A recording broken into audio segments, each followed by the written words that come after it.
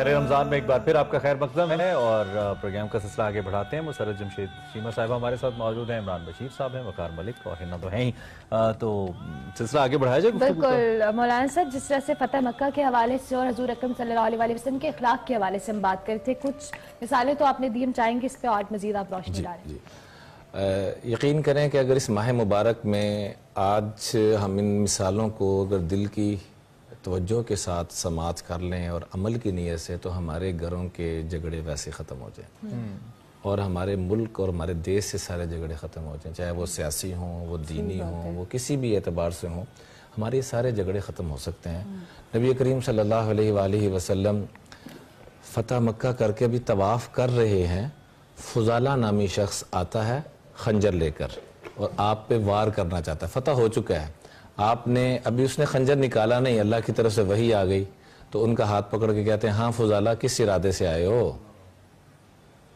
تو معافی مانگی، اس کو کہا جاؤ اذهب انت الطلقاء، جاؤ تمہیں بھی معاف کیا۔ تو ان اخلاق کو دیکھ کر وہ بھی اسلام میں داخل ہو رہے ہیں، چھوڑ دیا اس کو، پکڑا نہیں گیا۔ ایسے ہی عثمان بن طلحہ جن کے پاس بیت اللہ کی چابی تھی، آپ ہجرت فرمانے سے پہلے ان کو کہتے ہیں شیبی خاندان۔ ابھی الحمدللہ ہماری خوش قسمتی کہ اس خاندان کے جو موجودہ سربراہ ہیں ہمارے گھر تشریف لائے ہوتے سیالکوٹ میں، میرے پھوپھیزاد بھائی ہیں، تو وہاں پر ماشاءاللہ 3 دن رہ کے گئے عبد الرحمن شیبی۔ تو ان کے جو بڑے تھے عثمان بن طلحہ، حضور صلی اللہ علیہ وسلم ان سے چابی مانگ رہے ہیں کہ میں 2 رکعت پڑھ لوں، تو انہوں نے اجازت نہیں دی، اور اللہ کے محبوب جب آ رہے ہیں تو فرما رہے ہیں کہ میں چابی انہی کو واپس کروں گا، فاتح بن کر انہی کو چابی دی جا رہی ہے۔ اور ایسے ہی حبار بن اسود، حضرت زینب جو حضور کی سب سے لاڈلی اور سب سے بڑی بیٹی ہیں، فرمایا ہی افضل بناتی قد اصیبت فیہ، کہ یہ میری سب سے افضل بیٹی ہے، میری وجہ سے اس کو شہادت ملی ہے، ان کو شہید کر دیا گیا تھا۔ تو ان کو جس بندے نے برچھا مارا تھا ان کا نام تھا حبار بن اسود، وہ سامنے آتے ہیں، 9 لوگ تھے کہ جن کے بارے میں اعلان تھا کہ ان کو قتل کر دیا جائے، ان میں سے بھی 5 کو معاف کر دیا گیا، ان میں حبار بن اسود بھی تھے۔ اور معاف کرنے کا صدقہ کیا ملا کہ آج آپ کو ملتان کو ہم مدینۃ الاولیاء کہتے ہیں، تو وہاں جو سب سے بڑی ہستی آئی بہاؤدین زکریا رحمۃ اللہ علیہ، وہ اسی خاندان میں سے حبار بن اسود جو زینب کے قاتل تھے، اسی خاندان میں سے بہاؤدین زکریا ہمارے ملتان میں تشریف لائے اور یہاں ہندو پاک کے اندر جو خیریں پھیلائیں، برکتیں پھیلائیں۔ ایسے ہی سہیل بن عمر، یہ اتنی زیادہ مخالفت کرتے تھے خطابت میں، وہ خطیب العرب کا لقب تھا ان کے پاس، بہت زیادہ مخالفت۔ اللہ کے محبوب صلی اللہ علیہ وآلہ وسلم کو حضرت عمر نے رائے دی کہ اجازت ہو تو ان کے دان توڑ دیے جائیں، ان کی زبان کو کچھ کر دیا جائے، تو فرمایا عمر کیا آپ یہ نہیں چاہتے کہ ان کی فصاحت اور بلاغت دین کے لیے استعمال ہو؟ اور وہی ہوا بعد میں اللہ کے محبوب کی پیشن گوئی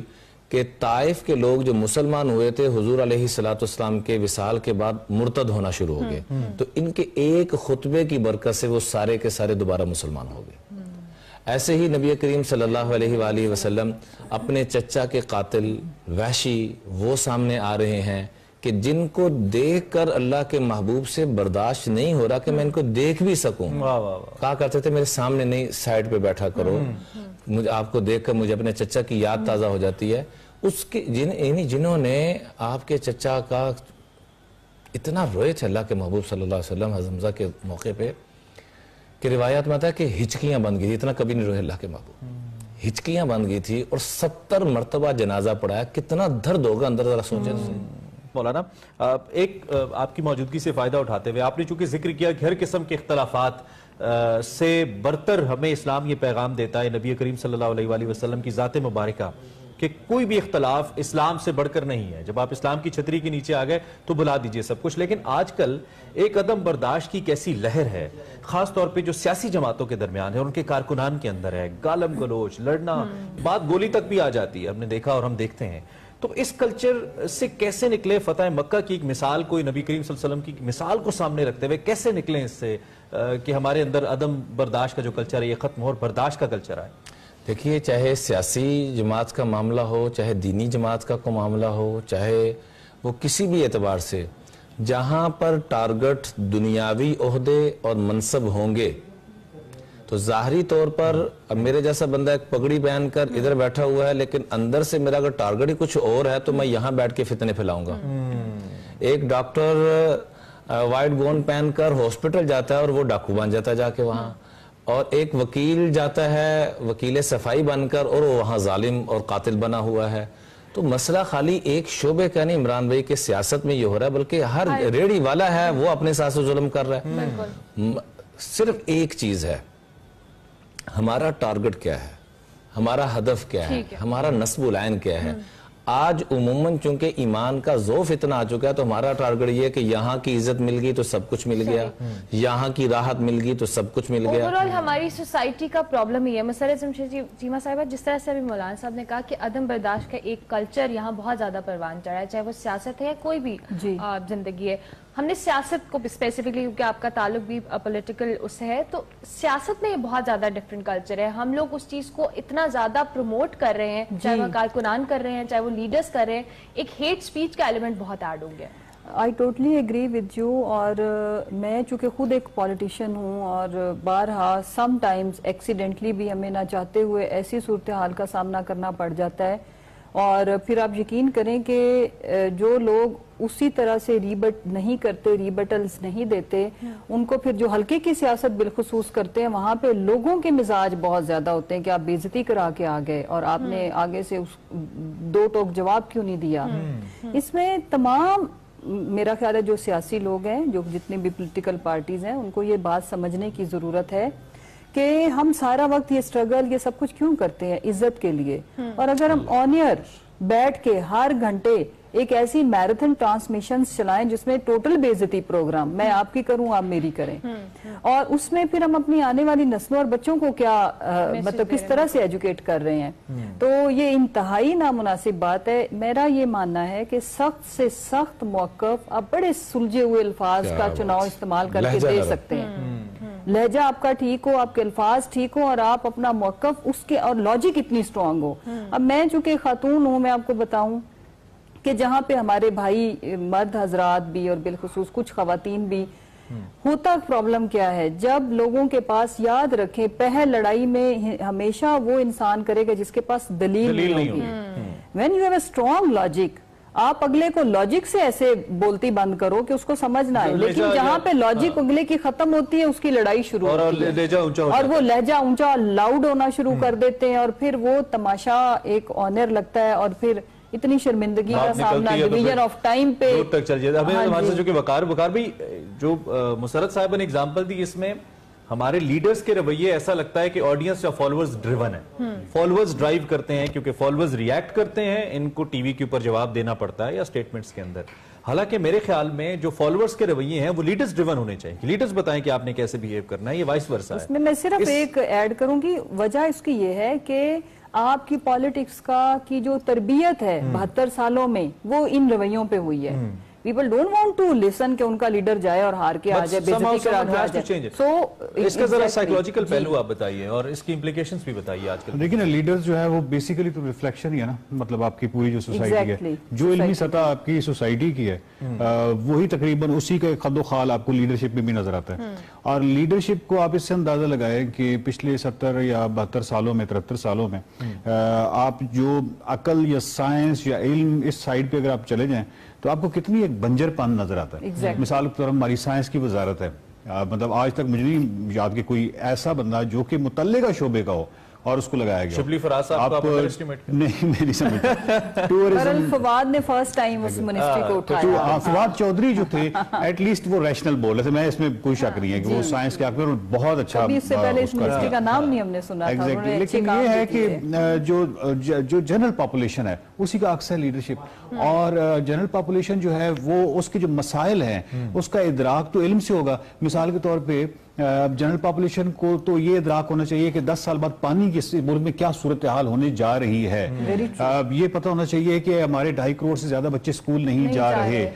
یہ معلوم ہونا چاہیے کہ پاکستان جو ہے اگلے 20 سالوں میں تقریباً آبادی دگنی ہونے جا رہی ہے اور وسائل وہی ہیں نیچرل اور سارے. یہ ہیں وہ جنرل مسائل. لیکن آپ کو معلوم ہے کہ ہماری جو زیادہ تر جو پولیٹیکل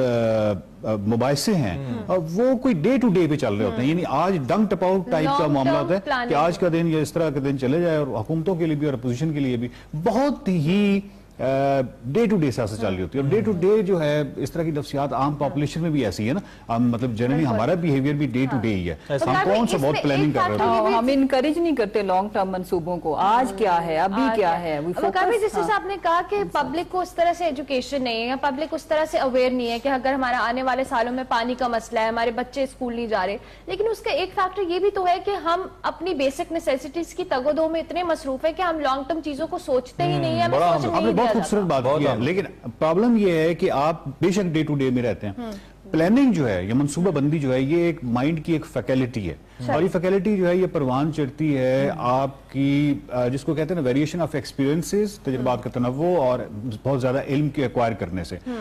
मुझे प्लानिंग जो है वो जो फ्यूचर के हवाले से है वो पास्ट और ये जो पूरी टाइम लाइन है इसको जब तक मैं मद्देनजर नहीं रखता तो मुझे उस वक्त तक ये फैकल्टी मेरी मजबूत नहीं होती। जो प्लानिंग की फैकल्टी वो बहुत